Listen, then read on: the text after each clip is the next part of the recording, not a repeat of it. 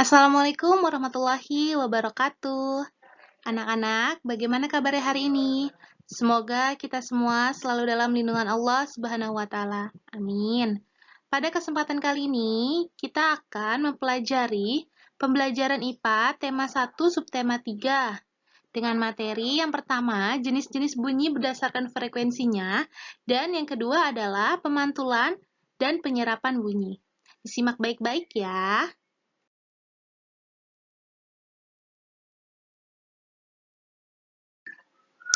Jenis-jenis bunyi berdasarkan frekuensinya. Pertama-tama anak-anak, tahukah apa itu frekuensi? Jadi, frekuensi adalah banyaknya getaran yang terjadi dalam setiap detik. Nah, satuan dalam frekuensi biasanya disebut dengan hertz atau ditulis dengan tulisan Hz. Hz di sini dibaca hertz.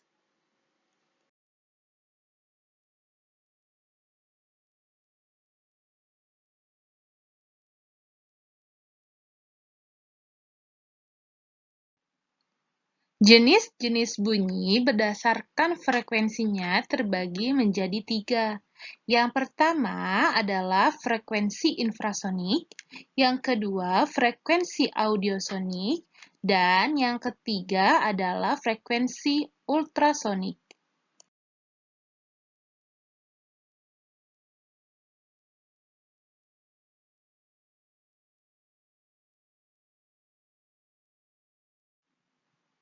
Yang pertama adalah frekuensi infrasonik. Frekuensi infrasonik ini adalah bunyi dengan frekuensi di bawah 20 Hz.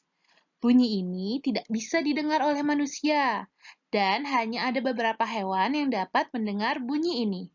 Beberapa hewan yang dapat mendengar bunyi ini salah satunya seperti anjing, laba-laba, jangkrik, gajah, dan lumba-lumba.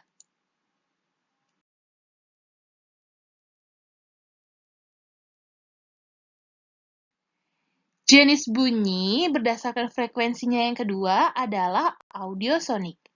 Audiosonik ini adalah bunyi yang memiliki frekuensi di antara 20 Hz hingga 20.000 Hz. Bunyi ini yang dapat didengar oleh kita loh.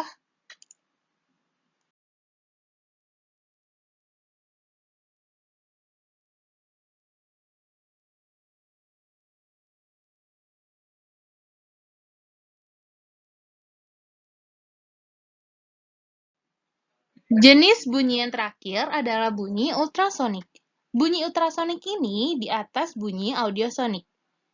Bunyi ultrasonik adalah bunyi dengan frekuensi di atas 20.000 Hz. Bunyi ini tidak dapat didengar oleh manusia. Namun, manusia biasanya memanfaatkan bunyi ini untuk pemeriksaan kandungan atau USG dan untuk mengukur kedalaman laut. Tingginya bunyi ini membuat bunyi ini hanya dapat didengar oleh beberapa hewan seperti paus, kelelawar, dan tikus. Kelelawar sendiri menggunakan frekuensi ini sebagai navigasi ketika terbang di kegelapan. Kelelawar dapat menemukan jalan atau mangsanya dengan cara mengeluarkan bunyi ultrasonik. Bunyi ini akan dipantulkan oleh benda-benda di sekelilingnya. Kemudian, pantulan bunyi ini dapat ditangkap kembali sehingga kelelawar dapat mengetahui jarak dirinya dengan benda-benda di sekitarnya.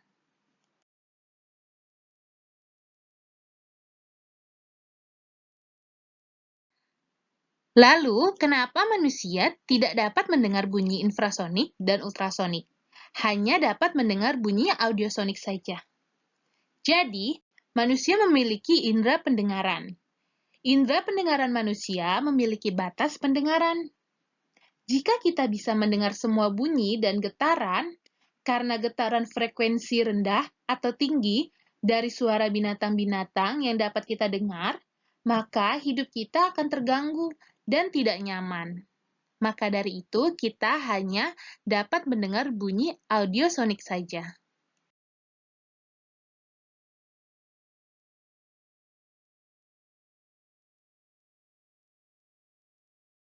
Selanjutnya, kita akan mempelajari mengenai materi pemantulan bunyi. Materi pemantulan bunyi di sini dibagi menjadi 3. Yang pertama, pemantulan yang memperkeras bunyi asli. Yang kedua, gaung atau kerdam. Dan yang ketiga adalah gema.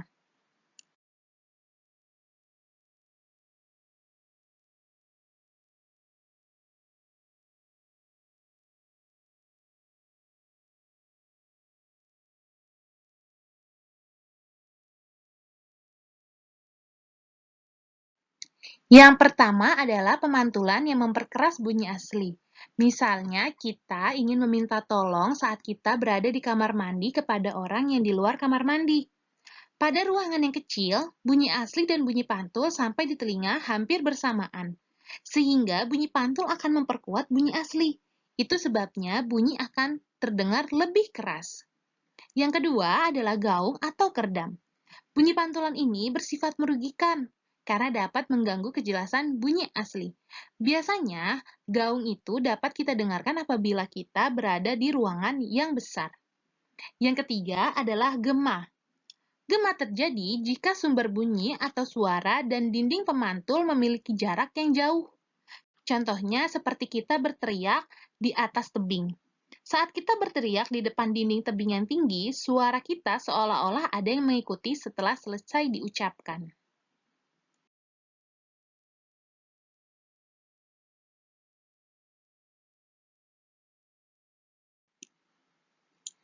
Selanjutnya adalah pemantulan bunyi. Gedung-gedung besar biasanya telah dirancang agar tidak terjadinya gaung. Karena gaung merugikan, maka dinding-dinding gedung biasanya dilapisi oleh bahan yang bersifat tidak memantulkan bunyi. Biasanya bahan-bahan tersebut disebut dengan peredam bunyi. Peredam bunyi adalah bahan-bahan yang permukaannya lunak dan empuk. Contohnya, karet, gabus, kapas, dan wol. Itulah sebabnya, seperti gedung pertunjukan atau gedung bioskop, suaranya tidak terdengar sampai keluar ruangan. Karena gedung bioskop telah dilengkapi oleh peredam bunyi dengan yang permukaannya lunak dan empuk.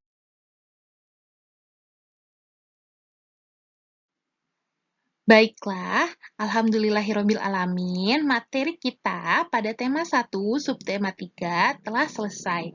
Terima kasih karena telah menyaksikan video pembelajaran kali ini. Semoga kita semua sehat selalu dan selalu dalam lindungan Allah Subhanahu wa taala. Terima kasih. Wassalamualaikum warahmatullahi wabarakatuh.